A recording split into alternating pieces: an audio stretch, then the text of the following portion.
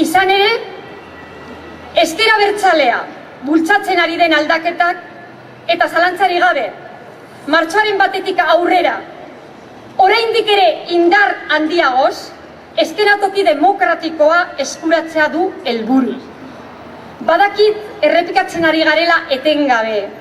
Aurretik Martak esan duela.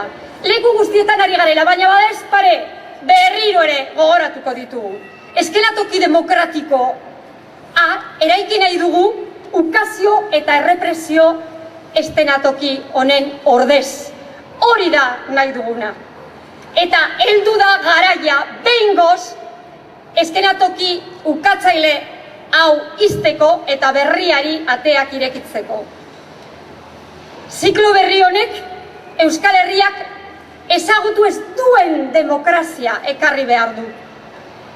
Hau da, berriro ere esaten dut, segurak aski oso ondo dakizue, baina badezpa ere, berriro ere, Euskal Herriaren aitortza ekarri behar du. Euskal Herritar ororen erabakia aintzat hartzea ekarri behar du. Proiektu politiko guztiak aukera berdintasunean lehiatzeko baldintzak bermatu behar ditu. Independentziari ateak irekitzea ekarri behar du.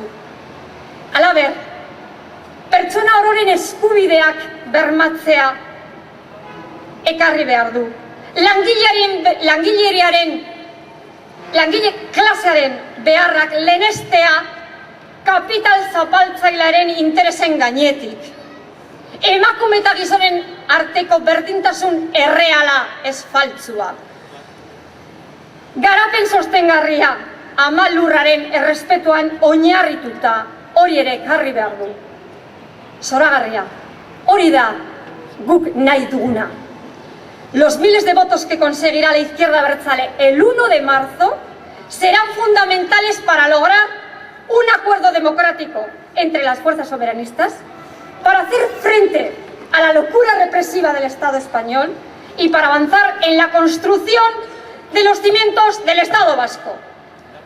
Los miles de votos que conseguirá la izquierda abertzale serán la fuerza que obliga a mover también a esos que con la boca pequeña dicen que están contra la ilegalización, que no les parece bien, que no es democrático, pero que a la vez están haciendo cálculos para ver lo bien que se sitúan y los beneficios que esto les acarrea.